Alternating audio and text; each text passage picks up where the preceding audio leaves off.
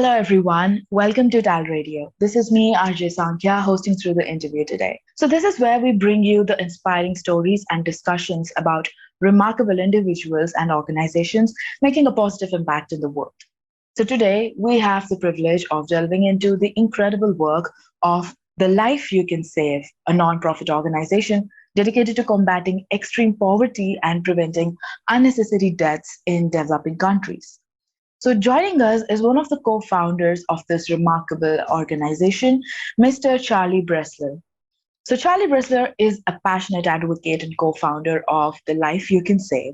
And with a wealth of experience and relentless drive to make a difference, Charlie has dedicated his life in campaigning this noble cause. Charlie also holds an esteemed position as the executive director of The Life You Can Save and has an impressive background in both nonprofit and psychology sector and also business sector. And I feel privileged to be hosting someone who inspires individuals from all walks of life to engage in meaningful actions and combat extreme poverty.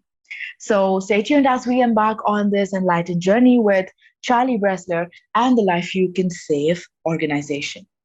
So let me welcome Charlie Bresler onto the show first. Hello, Charlie. How are you doing? I'm doing really well, and I'm really grateful to get a chance to talk to your listeners about the life you can save and the work we do to fight extreme poverty. And I really appreciate your including me in this important discussion and your listeners for tuning in. Thank you. We are really grateful to have you here today. So, Charlie, you were formerly the president of Men's Warehouse, right? If I'm correct. You So, are correct. yeah. So, what initially motivated you to transition from a successful career in the business industry to dedicating your life in philanthropy and combating extreme poverty? It really wasn't a sudden decision. I was in university in the late 60s and 1970s, and I was active against the war in Vietnam and also in the civil rights movement quite a little bit.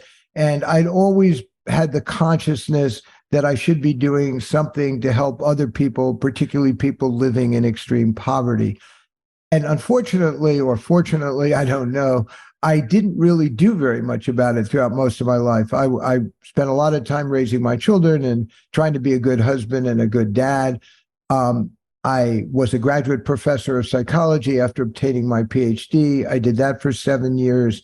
And then I was recruited into business, which was really a departure for me. I never intended to have a business career. It was almost like an accident. And one thing led to another. And I rose up the ranks, as you say, and became president of this very large public company and stayed there for quite a long time. A side effect of that was that I was able to make an unexpected amount of money by being in that position, because that's the way American capitalism works. The people who are on the top of the organization make most of the money, and the people who do all the work, like in our stores, make less money. So I was very fortunate, but I didn't really feel like my wife and my children and I deserved this money. So it really came to pass that in 2008, quite a long time ago, I decided that I didn't want to be the next chief executive officer, that I wanted to do something that was more consistent with my values. So I told the board that I didn't want to be the next CEO and that I was stepping down. And I engaged in some social impact work. And then in 2012, I read Peter Singer's book, The Life You Can Save.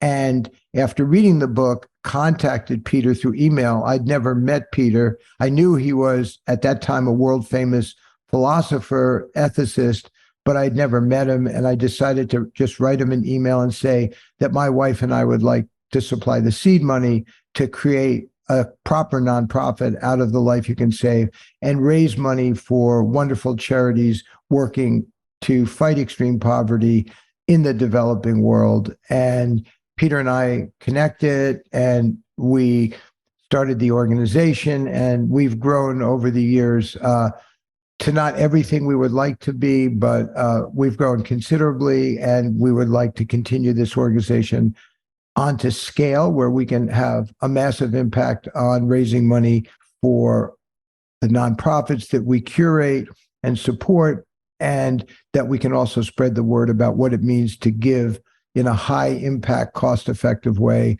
particularly in the developing world where a US dollar or an Australian dollar or a UK pound goes the furthest, because you can do a lot more for the people who need the money the most overseas. So we try to convince people that giving money to India, South Asia, and Sub-Saharan Africa is a really impactful thing to do. So in essence, that's why I made the shift, and it's what we're doing.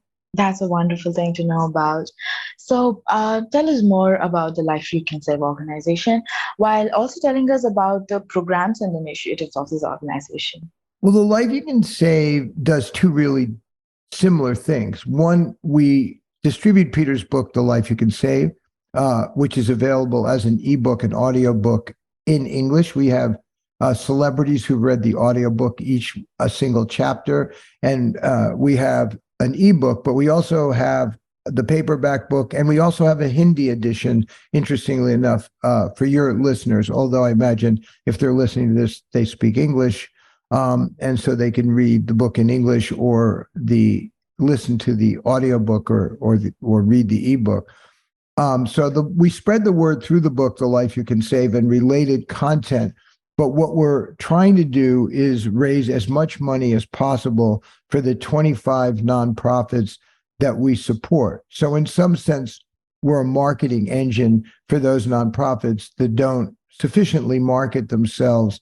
And we try to raise money from people like your listeners to help them realize that they can do the most in the developing world. Now, for the listeners in India, that's not such a stretch, because there are three charities that we know that we support, Suvita, Oxfam, and Educate Girls, that are all working in India and can be supported in India with tax deductible donations, not through the Life You Can Save, but directly to those organizations.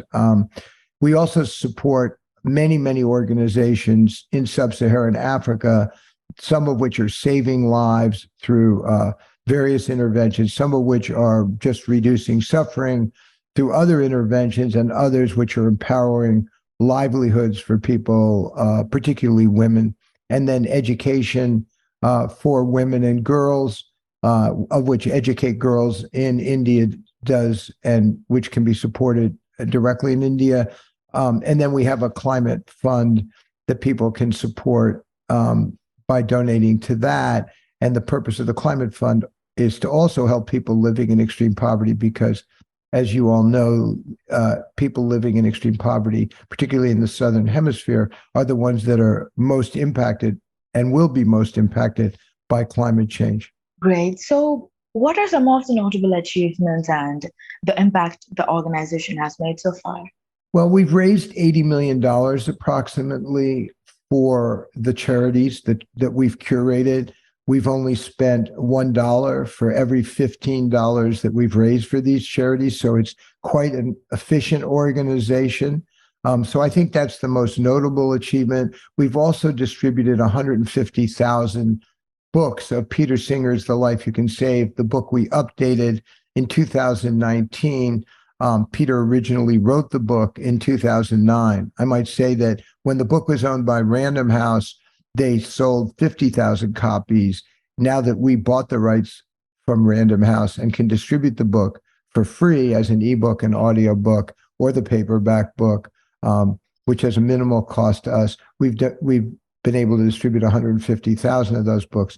We hope over the next several years to distribute millions of those books to people who might be interested in reading them, and then donating to effective charities through our website or directly through those charities. And so that is our goal, is to scale, to have more impact through partnerships and through the distribution of interesting, engaging content that brings people closer to the beneficiaries, the men and women and children who are living in extreme poverty. So those are, I would say, the notable achievements, but I think our best years lie ahead of us as we gain more funds for ourselves to scale and have a bigger impact. Great. So, can you share any personal stories or testimonials that demonstrate the impact of the life you can save? And on individuals and communities, especially?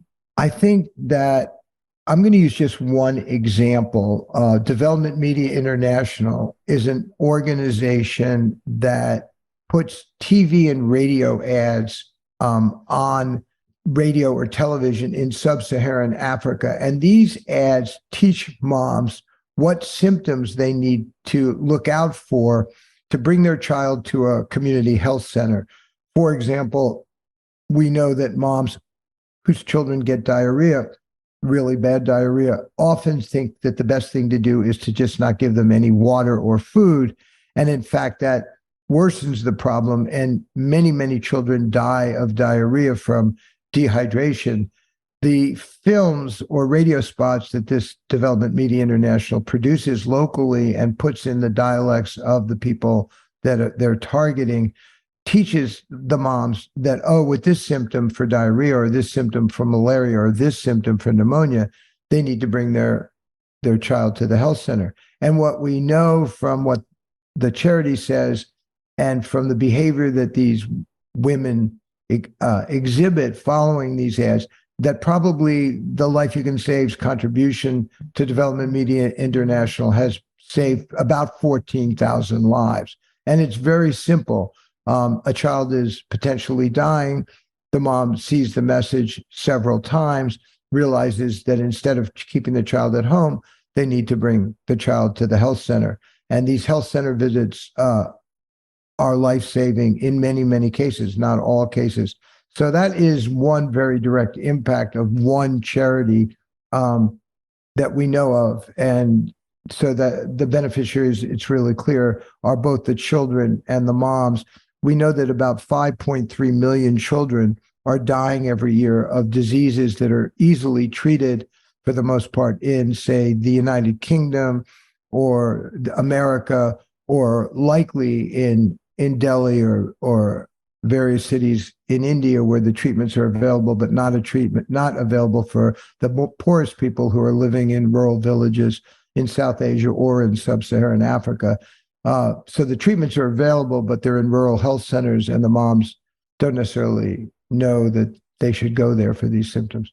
So that's one example of what we're doing for the beneficiaries. What we're doing for the charities is, I think, very important. And I could read you, if you want, quotations from the leaders of these charities as to how they feel the Life You Can Save is helping them, and helping them help their beneficiaries. But I don't know if that's what you would like me to do. But I have 5 that I could just read off the top of my head of the 25 that we support.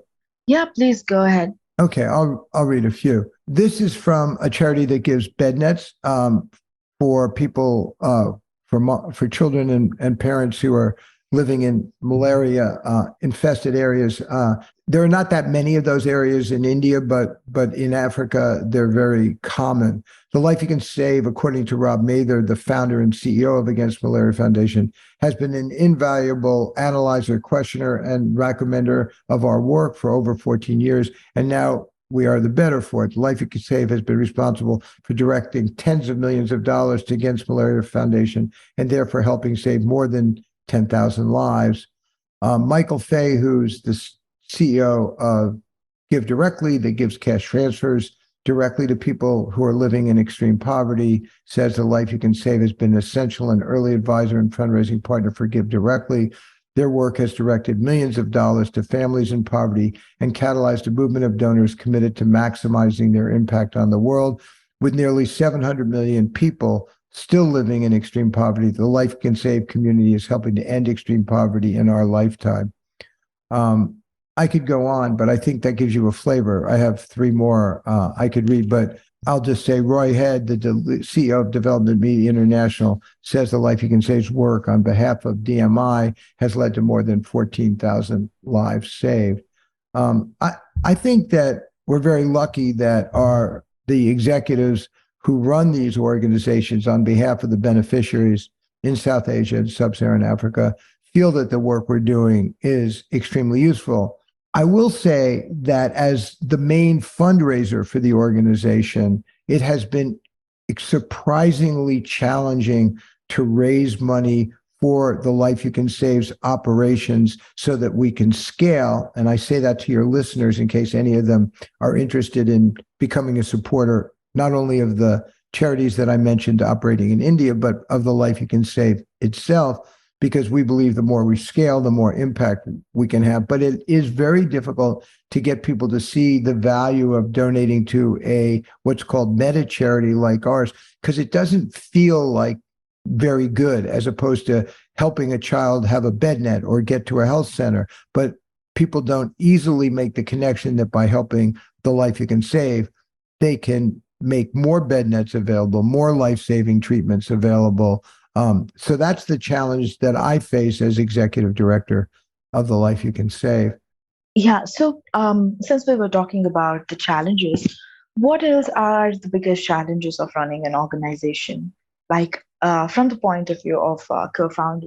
The biggest challenge is raising money for the Life You Can Save itself, for our operations, our marketing, our partnership team, in order to scale to have more impact. So we're able to raise approximately $25 million per year now for our recommended nonprofits and distribute, say, 50,000 books and some really creative content.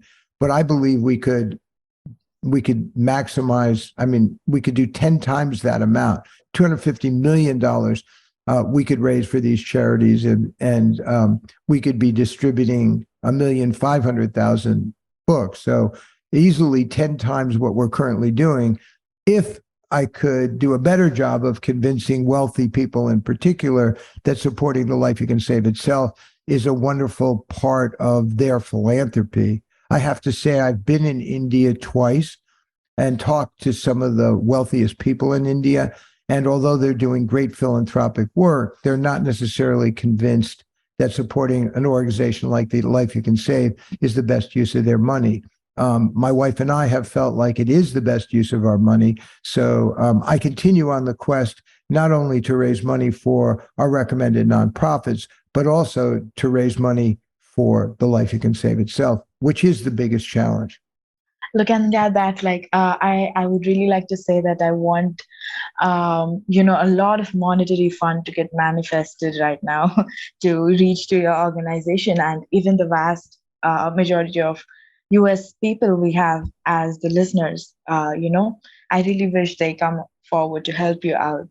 Since we were talking about, contributing to the mission, are there any other ways to involve beyond the monetary help? The people can come to contribute to the mission.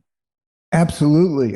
There are all kinds of positions that people could fill on a part-time or full-time basis as volunteers. People with tremendous experience in fundraising, partnership development, or in technology could potentially apply for a paid position. So we're looking for both volunteers and paid workers. I might say that the three most senior people in our organization, myself and two others, are all volunteers, even though we work full time, which is really fortunate for us. But we also have about 15 paid staff, which is what contributes to that cost of that overhead cost, which is minimal for the money we raise. So becoming a volunteer is one way. Becoming an ambassador for the Life You Can Save, in which you're trying to raise money either for the Life You Can Save itself or any of our recommended nonprofits, is yet another way. And contacting me to see if there's yet another fit for your skills or is another way, or just networking with the Life You Can Save book within your community or network is yet another way. So there are many, many ways that listeners can contribute to our work. Great. So the next one is going to be a personal question to you. So how has your involvement in effective altruism influenced your personal life? And what are some of the best life lessons that you can take away from here? Well, deciding to do something with social impact as opposed to being in the business community was in and of itself a life-changing decision for me. Reading Peter's book and seeing a pathway for actualizing my desire to actually do some good. When I was younger, I thought a lot more about social change at a structural level. but it's been very challenging in the United States and many other countries to create that structural social change. So finding a pathway to actually save lives, reduce suffering, empower livelihoods, fight climate change has been so great an opportunity for me, and to put together a team of people that are dedicated to doing all of that and getting the chance to work with people every day, although we're dispersed all over the world, who are really committed to that, has enhanced the value of my life as I've moved from working for a for-profit company into this stage of my life as I've gotten older. So I keep my children and my wife and my grandchildren at the center of my life, but having this other part of my life to help people spread all over the world with a team that's life enhancing for me, I have to say has been one of the greatest privileges of my life. Probably after having a family, the greatest privilege of my life, and to be seeing my grandchildren come into the world at the same time that I know that we're making a small contribution to saving 5.3 million children who are dying every year, to helping save some of those children who are the same age as my grandchildren is beyond just being satisfying. It is life-changing and life-enhancing. Wonderful. That's so heartwarming. So, yeah, like you said, before we go, could you please let us know the ways to connect to you? So my name is Charlie Bresler. That's CharlieBresler. And I can be reached at my email, which is Charlie, Charlie, at thelifeyoucansave.org, or on WhatsApp at +1 510-299-8477. Or you can visit our website to get the book, or to find out more about the organization and it's thelifeyoucansave.org. And that is where our website is. And I welcome feedback, questions, and people who are interested in supporting us in one way or another, and extending the work we do here into India through organizations in India like Suvita, like Educate Girls, like Oxfam, or through the Meta charities that you have in India. And I really welcome the help from everybody that is interested who's listening to the show today. And I appreciate once again that you have me on the show, and I appreciate that the listeners, and I have found my visits to India inspiring, and hoping that we are able to connect with organizations in India that are doing fabulous work for the people who are living in poverty in India, far too many of them. And some of our nonprofits work with your state governments to help alleviate suffering. And that is, in India, a very effective way of doing it. Some states are more open to that than others. You have a much more regionalized country than the United States. So it's been interesting to get to know the differences between all the various states. Thank you. Thank you very much, Charlie. It's been such a wonderful interview, and I'm so glad to be knowing about an organization which works for such a great cause, and I really appreciate the good work that you're doing. Thank you very much for having me on the show. Thank you. Thank you so much. So that was Charlie Bresler, co-founder and executive director of The Life You Can Save. And yeah, I would like to repeat the details that he has provided in the ending. To reach out to Charlie, you can mail him at charlie@thelifeyoucansave.org. And also you can get the book, The Life You Can Save, at the lifeyoucansave.org website. So yeah, that's all about the interview, and thank you so much. I hope you find this interview insightful. And for more such interviews, stay tuned to TALRadio, powered by Touch a Life Foundation. And this is me, Saankhya, signing off for today. Take care, you all.